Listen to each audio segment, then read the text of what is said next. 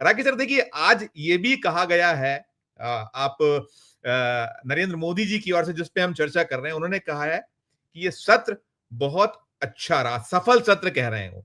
सारा कुछ सामने भी तस्वीर रख गए वो पूरी की पूरी। हम ये इस पे चर्चा कर दे कि इस सत्र में उपराष्ट्रपति का इस्तीफा यानी सभापति का इस्तीफा हो जाना, संसद के भीतर एक पूरी फौज चले आना, तमाम तमाम चीजें, इतनी सारी चीजें कि याद किया जाएगा। ये जो बताया सब, क्या ये वास्तव में जो ये सत्र है शानदार सत्र रहा, बेहतरीन सत्र रहा? और ये जो यहां लाके हमको खड़ा किया, उन्होंने कहा कि राहुल गांधी भयभीत है। दोनों पर आपकी, फिर मैं शशि सर के जाऊंगा। मैं बहुत क्षमा चाहूंगा, आज बहुत लेट है मामला जी। आज आप भी हरवंश की तरह व्यवहार कर रहे हैं हम लोगों से। मैं क्षमा चाहूंगा, मैं क्षमा चाहूंगा। मुझे बहरहाल देखिए, मुद्दा ये है कि ये सत्र कैसा रहा। ये सत्र पूरे 1 महीने का था, 21 जुलाई से शुरू हुआ, 21 अगस्त को समाप्त हो गया। और इसमें 21 काम नहीं हुए, सिर्फ एक काम हुआ कि कांग्रेस को छिछोरा कहा गया, और दूसरा काम ये हुआ कि हमारे गृह मंत्री पर पत्थर मारे गए, और तीसरा काम ये हुआ कि इसमें CISF हमारे गृह मंत्री के अंगरक्षक बन के, मार्शल बन के सदन में आई। इस्तीफा भी बड़ा धमाकेदार, इस्तीफा भी उपराष्ट्रपति सभापति का अचानक। उपराष्ट्रपति तो खो गए, पुराने उपराष्ट्रपति तो मिल ही नहीं रहे, अब नई की तलाश शुरू हो गई है, नॉमिनेशन दोनों तरफ से हो गए हैं। तो अब वो प्रसंग तो छोड़ दीजिए, तो वो बासा हो गया। ताजा ये है कि क्या ये जो नया जो संशोधन विधेयक लेके आए 130वां, ये इनकी प्राथमिकता में था? अगर था तो ये कार्यसूची मानसून सत्र की आई थी, उसमें इसका कहीं जिक्र नहीं था। ये रातों रात तैयार करके ये आए सदन में, तो इससे पता चल गया कि इनकी नियति क्या थी, ये क्या चाहते हैं। ये एक हुआ खड़ा करके जाते जाते, सदन तो चला ही नहीं, सदन में तो कोई काम हुआ ही नहीं है। सारा जो भी जितने भी विधेयक पारित हुए हैं वो ध्वनि मत से हुए हैं, और वो ध्वनि केवल सभापति को सुनाई देती है कि हाँ वालों की ज्यादा, ना वालों की कम। तो उसको तो छोड़ दीजिए। सरकारी कामकाज अगर इस देश में संसद ऐसे ही करेगी तो फिर भगवान मालिक इस देश के लोकतंत्र का। लेकिन संकट ये है कि ये ऐतिहासिक है निश्चित तौर पर। अभी हमारे कांग्रेस के प्रवक्ता जो कह के गए, ऐतिहासिक इस मायने में है कि देश की संसद में पिछले 30-40 साल से अरुण जी बैठे हुए हैं, हम लोग भी देख रहे हैं, इतना घटिया सत्र कभी नहीं है। भारतीय जनता पार्टी भी विपक्ष में जब थी, वो भी इसी तरह से व्यवधान डालती थी, खूब नारेबाजी होती थी। राजीव गांधी का टाइम याद कर लीजिए, गली गली में शोर है, राजीव गांधी चोर है, ये सब हुआ। लेकिन फिर भी 2G के समय कितना नाटक हुआ था, फर्जी 2G फिर भी संसद में कार्रवाइयां हुई, संसद में सुना गया। संसद में जो सभापति की आसनी पर लोग बैठे हुए हैं, वो बिरला साहब, हरवंश जी, वो तो हमारी बिरादरी के। आज उनकी दशा देखकर तो मुझे उन पर इतनी दया आ रही थी कि बेचारे कुछ कर ही नहीं पा रहे थे। मल्लिकार्जुन खड़गे के सामने उनकी बोलने की हिम्मत नहीं थी, वो गर्दन नीचे झुका के बोल रहे थे, हमें नोटिस मिले, आपको स्वीकार नहीं है, आपको बोलना है, आपने संशोधन लगाया है, आप हाँ या ना में बोलो, इसके आगे मत बोलो। जब ये संसद इस तरह से चलाने वाले लोग आपने बिठा दिए हैं जमूरे, तो इन जमूरों में तो इनको देखिए अवमानना होगी तो हो जाएगी, उसके लिए तैयार है। लेकिन ये जमूरे हैं, और जमूरों से संसद नहीं चलती। संसद चलाने के लिए विद्वान आदमी की जरूरत होती है। इसी भाजपा में ओम बिरला से पहले सुमित्रा ताई ने भी काम किया है, वो भी भारतीय जनता पार्टी की पीठासीन अधिकारी, लोकसभा की अध्यक्ष थी। उन्होंने भी पक्षपात किए थे, लेकिन उनके पक्षपात में भी लोगों को, विपक्ष को इतनी शिकायत नहीं थी जितनी ये आज है कि आप आज तो बोलने ही नहीं दे रहे, आज आप मुंह ही नहीं खोलने दे रहे, और आपके कान इतने पक्के हो गए कि आपको लगातार 21 दिन से नारा सुनाई नहीं दे रहा है कि वोट चोर, गद्दी छोड़, इस पर बहस करा लो भाई। अरे अगर आपने ऑपरेशन सिंदूर पर बहस कराने का हिम्मत दिखाया था, तो वोट चोर, गद्दी चोर पे भी 1 घंटे की बहस करा लेते ना, क्या फर्क पड़ने वाला था? आपको कोई प्रधानमंत्री पद से हटाने वाला तो था नहीं, क्योंकि इस समय आप हटेंगे नहीं, बैसाखियों पे चल रहे हैं। और हर विकलांग व्यक्ति हो, संस्था हो, सरकार हो, उस पर लोग दया करते हैं। आपको धक्का देके कोई नहीं हटाएगा। आप अपने कुकर्मों से जाएंगे। आप अभी विधानसभा बिहार का जब चुनाव होगा तो आपकी एक बैसाखी अपने आप टूट के गिर जाएगी। अब आप एक बैसाखी के सहारे चल नहीं सकते, वो दूसरी बैसाखी कहीं पर जाके लग जाएगी, तब आप गिरेंगे। तो डरे हुए विपक्ष के लोग नहीं है, विपक्ष के लोग तो सीना तान के लगातार 1 महीने से खड़े हैं सदन में, दोनों सदनों में, कि आप बहस कीजिए, और आप बहस कर नहीं रहे, आप नोटिस ले नहीं रहे, कोई नोटिस मंजूर कर नहीं रहे।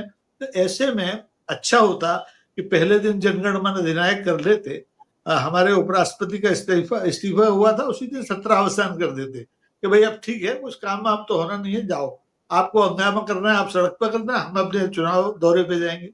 सदन के इतने घटिया प्रदर्शन के बाद देश का प्रधानमंत्री कल ही बिहार में जा रहा है पिंडदान करने, गया में भाषण देने जा रहे हैं वहां।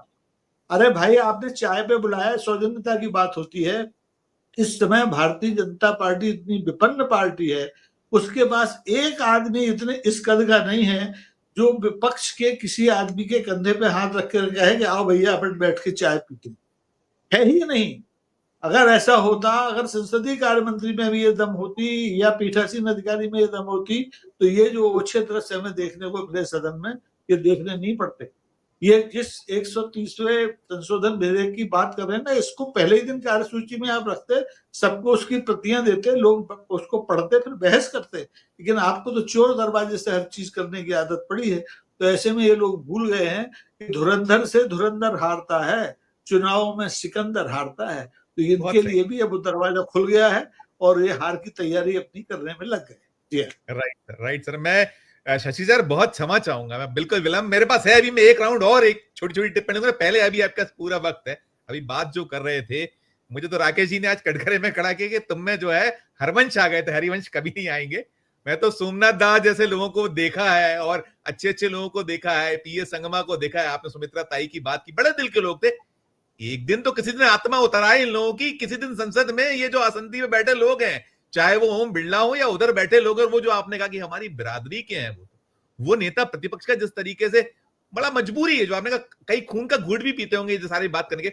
शशि से टिप्पणी में ये चाहूंगा, पूरा सत्र सबको सुनने के बाद चर्चा से सिर्फ भागे भागे भागे, और आज ठीकरा फोड़ा गया वही विपक्ष के सिर, और प्रधानमंत्री जी का ये कहना कि राहुल गांधी भयभीत है। एक टिप्पणी में, एक अंतिम टिप्पणी आप ही से शुरू करके वापस अरुण जी तक जाऊंगा, पहले आप करिएगा Shashi ji. Unmute sir please, unmute.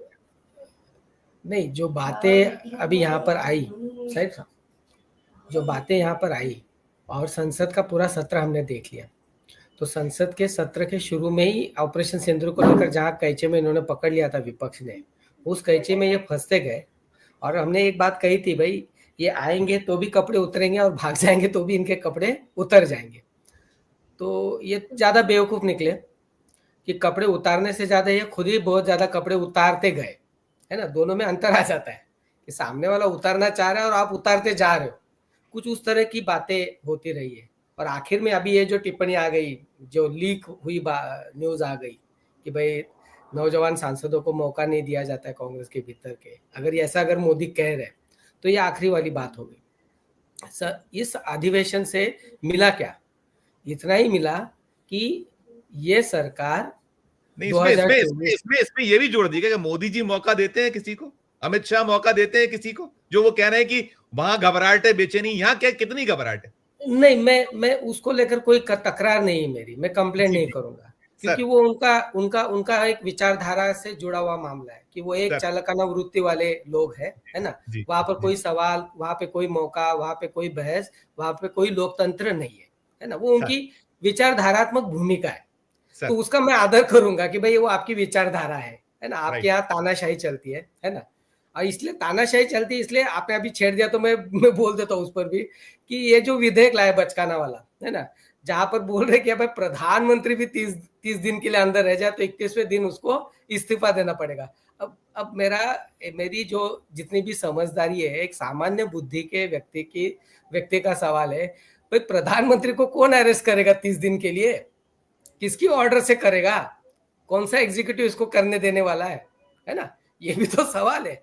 तो ऐसे कई सारी बातें इसमें आ जाती, क्योंकि उनकी एक विचारधारात्मक भूमिका है कि जहां पर वो लोकतंत्र नहीं मानते। भाजपा की दिक्कत ऐसी है कि लोकतंत्र तो नहीं मानना, लेकिन लोकतंत्र का स्वांग तो रचाना है, अपने आप को दिखाना है। तो कम से कम स्वांग तो ठीक से रचो। मतलब ये वाजपेयी के जमाने से हमने देखा है कि थोड़ा बहुत तो एक लोकतंत्र वाला चक्कर रहता था। और जिनका अभी आपने जिक्र किया लोकसभा स्पीकर्स का, भाजपा की तरफ से अच्छे स्पीकर्स आए, है ना। तो उन्होंने भी अपना एक पार्शियलिटी वगैरह जो भी रहता था, लेकिन एक तौर तरीका था। संकट दूसरा है संजीव जी, जो मैं एक 2 मिनट में आपका लूंगा। प्लीज प्लीज संकट दूसरा है कि 75 साल में हमने ये देखा कि जो भी लोकतांत्रिक संस्थाएं इस देश के भीतर संविधान के आधार पर बनी, उन सारी संस्थाओं को इन्होंने अपने विचारधारा की दृष्टि के अनुसार तोड़ने की, मरोड़ने की, दबाने की कोशिश की, है ना। ये उन्होंने किया। अब ये करते समय उसकी जो रिप्लेसमेंट इनको चाहिए थी, जो फांसीवाद की व्यवस्था जिस तरह से बनती है, वो रिप्लेसमेंट ये कर नहीं पाए, क्योंकि ये भारत है अगेन। तो वो भारत नाम का जो एक हमारा बड़ा देश है, वो इसमें बहुत बड़ा रोड़ा है उनकी पूरी आइडियोलॉजिकल पोजीशन के लिए, तो वो हो नहीं पाया।